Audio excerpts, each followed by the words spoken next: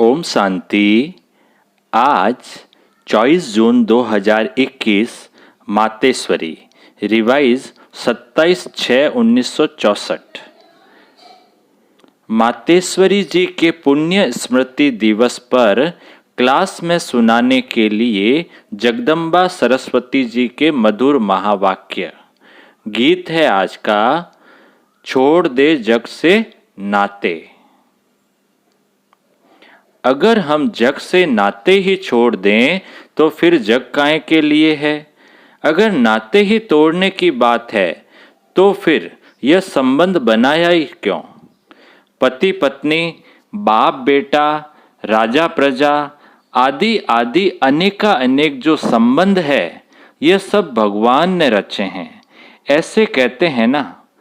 तो जब भगवान ने रचे हैं तो फिर क्यों कहते हैं छोड़ो, या फिर यह गीत ही रॉन्ग है। भगवान ने कौन सा जग रचा। जग कहो, दुनिया कहो, जो भगवान ने रची वह ऐसी दुनिया थोड़ी रची जो छोड़नी पड़े। अभी के जो संबंध है वह नहीं रचे। अभी इस जग में देखो तुम्हारे नाते कैसे हो गए हैं। कर्मों के कारण तमो प्रधानता में आते आते क्या हो गए हैं। कर्मों के बंधन एक दो को काटते रहते हैं। सभी नाते इस कर्म के हिसाब में तमो प्रधानता में आ करके एक दो को दुख देते और लेते रहते हैं। भगवान खुद कहते हैं, मैंने तो तुम्हारे यह दुख के संबंध नहीं बनाए हैं। मैंने जो तुम्हारा संबंध जोड़ा था वह बंधन नहीं था। मैंने तुम्हारा श्रेष्ठ संबंध जोड़ा था। उसी संबंध में तुम सदा सुखी थे। तुम्हारे सब नाते बहुत स्वच्छ थे, इसलिए याद करते हो ना। राम राजा, राम प्रजा, राम साहूकार है। बसे नगरी जिए दाता, धर्म का उपकार है। उसको कहते थे ग्रस्त धर्म। धर्मपति, धर्म पत्नी धर्म के नाम से है ना, परंतु अभी तो यह धर्म का संबंध नहीं है। अभी तो वह धर्म का संबंध नहीं है। प्रैक्टिकल वह जीवन नहीं रही है। इसलिए बाप कहते हैं, यह जो तुमने अपना जग बना दिया है उस जग के जो नाते हैं वह बिगड़ गए हैं। मैंने जो जग बनाया था उसमें तुम्हारे नाते कितने अच्छे थे, कितने प्रिय थे, कितना एक दो को सुख देने वाले थे। नाते तो जरूर थे, ऐसे नहीं कि भगवान ने नाते नहीं रचे।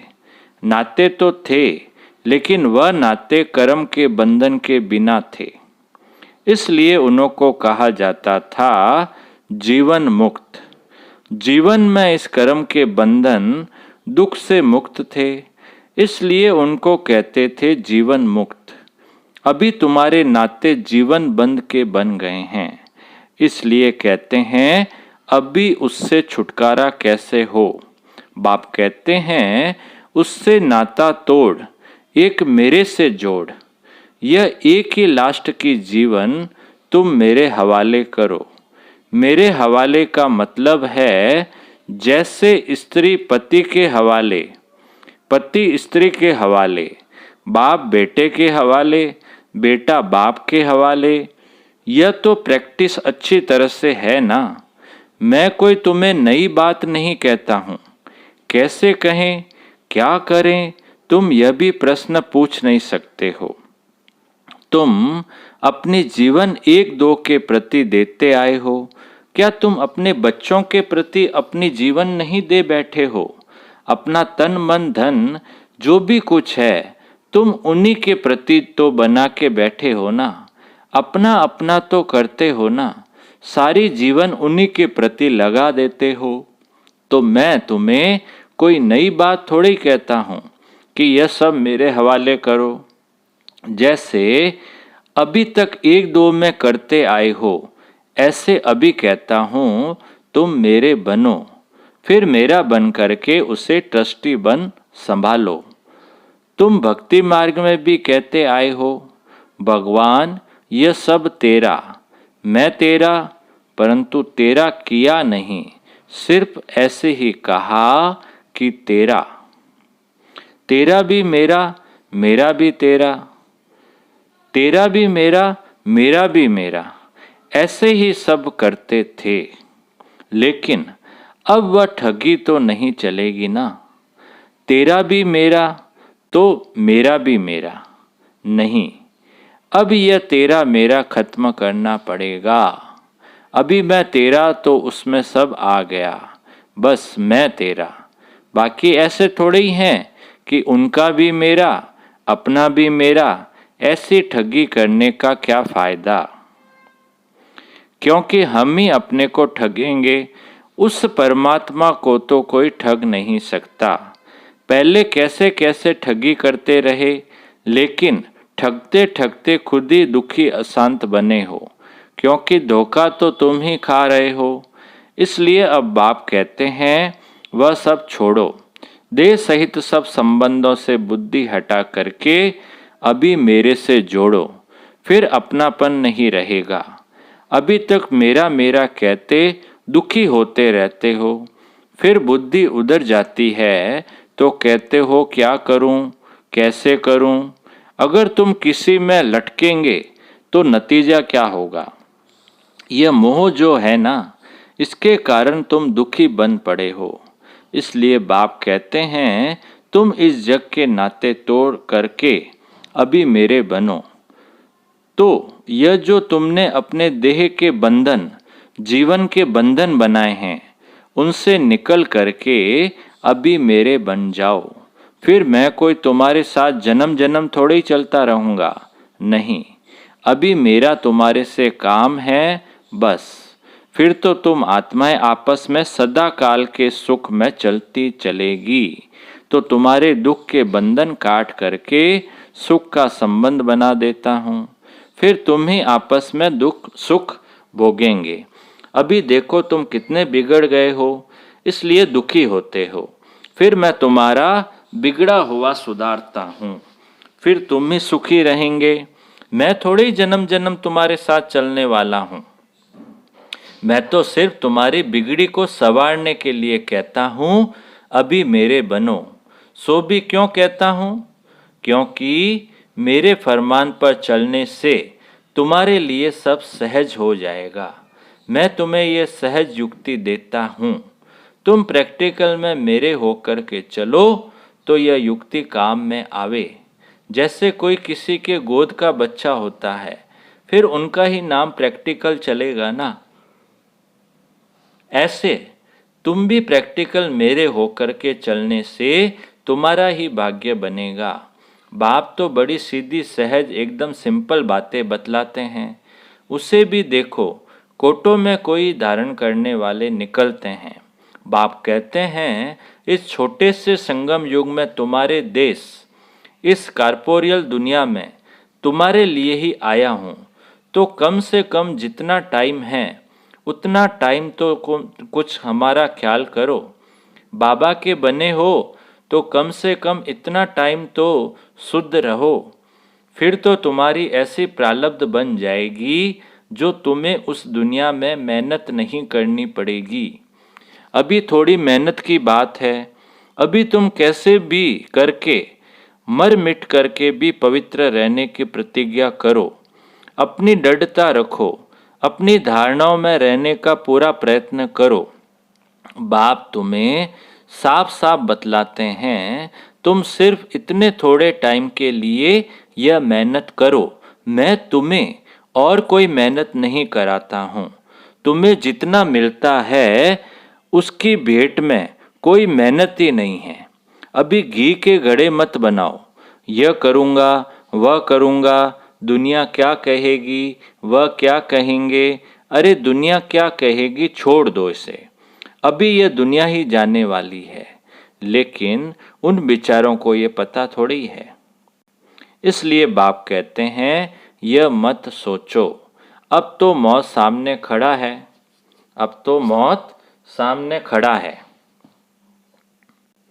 तुम इतना लंबा चौड़ा जो बनाकर बैठे हो ये सब वेस्टेज कर रहे हो। अभी बाप कहते हैं उस वेस्टेज को बचाओ। इस शरीर निर्वाह के लिए जितना चाहिए उतना भले करो। जितना तुम्हारा क्रिएशन के साथ हिसाब किताब है उतना करो। मैं कहाँ संभालूंगा, इसे तुमको ही संभालना है। तो जो जरूरी है वह तो तुमको फ्री करता हूँ, लेकिन अभी ये जो एक्स्ट्रा रच रहे हो उसके लिए मना करता हूँ, क्योंकि अभी वह तो गिरना ही है।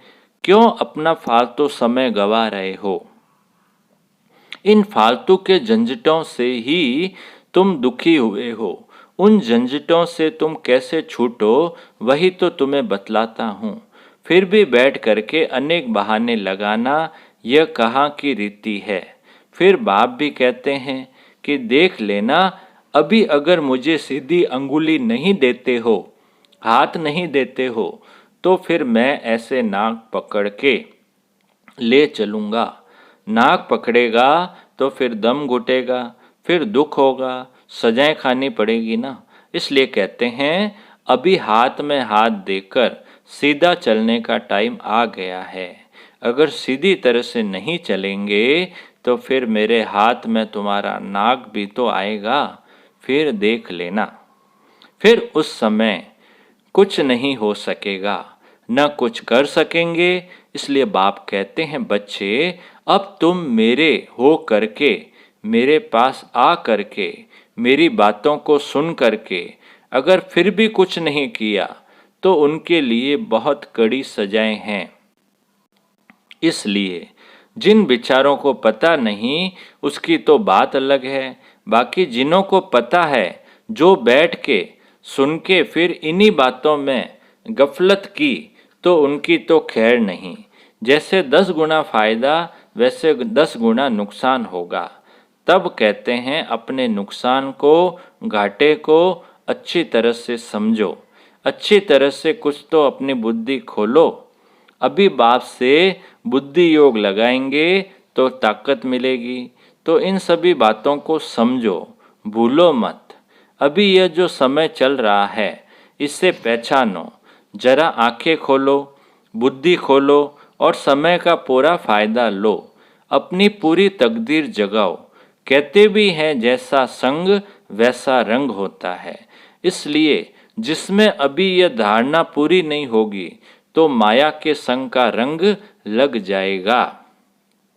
तब तो कहते हैं hear no evil, see no evil, talk no evil. कई ऐसे इविल्स है जो यहाँ भी कईयों को छोड़ते नहीं हैं, फिर एक दो के संग दोष में आ जाते हैं। तो कहते हैं ऐसे संग दोष से बचे रहो। ऐसे मत समझो कि संग दोष बाहर है, यहाँ नहीं है। नहीं, यहाँ भी वह घूमते रहते हैं, क्योंकि उनका राज्य है ना। इसलिए बाप कहते हैं अच्छी तरह से कवच पहन कर रहो। कवच होगा तो उनकी गोली लगेगी नहीं। योग का ही कवच है, ज्ञान की तलवार है। इन सभी अस्त्र शस्त्रों को अपने पास अच्छी तरह से संभाल के रखो। कहते भी हैं जो करता है वह पाता है। यह तो भविष्य प्रारब्ध बनाने की बातें हैं। यहाँ तो प्रारब्ध नहीं भोगनी है ना। यहाँ तो कोई गुरु बन करके नहीं बैठना है। इसमें कोई मिसअंडरस्टैंड न करे, इसलिए यह सब समझाया जाता है। तो यह सब बातें ध्यान में रख करके अपने को सेफ रखना है। यहाँ कोई खर्चे आदि की बात नहीं होनी चाहिए। अभी यह सब खर्चा दूसरों के कल्याणार्थ ही यूज करना है। एक एक पाई भी सब इसी कार्य में लगाना है। अच्छा, अब दूसरी मुरली। चढ़ती कला में जाना है तो अपने जीवन की सारी जवाबदारी उनके हाथ में समर्पण कर दो। बहुत मनुष्य ऐसा प्रश्न पूछते हैं, इतना ज्ञान सुनते हुए भी हमारी अवस्था आगे क्यों नहीं बढ़ती? आगे बढ़ने में रुकावट क्यों? अब यह समझानी उन्हों के प्रति दी जाती है जिन्होंने इस मार्ग में चलने का कदम रखा है। परंतु जब तक अपनी जीवन मन वाणी कर्म सहित सरेंडर कर इनका नहीं हुआ है, तब तक वह अतीन्द्रिय सुख महसूस हो नहीं सकता। यह एक ईश्वरीय लॉ है। जब उनका सहारा लिया है तो दिल से उसके आगे जीवन अर्पण कर देनी है, अर्थात पूरा वारिस बन वर्षा लेना है। तो इस नशे में रहने से उस अवस्था में उल्लास भर जाता है और फिर ज्ञान की धारणा होने से औरों को आप समान बनाने की ताकत आएगी। बाकी ऐसे नहीं समझना कि मानसिक रूप से हम अर्पण हो चुके हैं। नहीं, यह तो अपने को ठगना है। जब बाबा प्रैक्टिकल में आया हुआ है तो बच्चा भी प्रैक्टिकल में बनो। फिर बाबा उनके जन्म पत्री को जान कैसे भी डायरेक्शन देकर चलावे। उसमें पहले गुटका आएगा, परंतु अंत में समझेंगे कि इसमें ही हमारी चढ़ती कला है। तो अपने जीवन की सारी जवाबदारी उनके हाथ में समर्पण करनी है। बाकी गुरु पिछाड़ी गुरु बन कोई उनकी गद्दी पर नहीं बैठना है। अब इन सभी बातों को बुद्धि में रखो, तब ही अवस्था ऊंची जा सकती है। अगर ऊंच नहीं चढ़ते हो तो जरूर अपनी ही दिल अथवा धारणा में कोई कालापन है। समझा? अच्छा, मीठे मीठे बच्चों को याद प्यार, गुड मॉर्निंग। अब वरदान है, अपने श्रेष्ठ स्वरूप व श्रेष्ठ नशे में स्थित रह, अलौकिकता का अनुभव कराने वाले अंतर्मुखी भव। अपने श्रेष्ठ स्वरूप व श्रेष्ठ नशे में स्थित रह, अलौकिकता का अनुभव कराने वाले अंतर्मुखी भव। विस्तार है, जैसे सितारों के संगठन में विशेष सितारों की चमक दूर से ही न्यारी प्यारी लगती है, ऐसे आप सितारे साधारण आत्माओं के बीच में एक विशेष आत्मा दिखाई दो। साधारण रूप में होते असाधारण व अलौकिक स्थिति हो तो संगठन के बीच में अल्लाह लोग दिखाई पड़ेंगे। इसके लिए अंतर्मुखी बनकर फिर बाहर मुक्ता में आने का अभ्यास हो। सदैव अपने श्रेष्ठ स्वरूप व नशे में स्थित होकर नॉलेजफुल के साथ पावरफुल बनकर नॉलेज दो, तब अनेक आत्माओं को अनुभवी बना सकेंगे। स्लोगन है आज का, रावण की जायदाद साथ में रख ली तो दिल में दिलाराम ठहर नहीं सकता। रावण की जायदाद साथ में रख ली तो दिल में दिलाराम ठहर नहीं सकता। अच्छा, ओम शांति।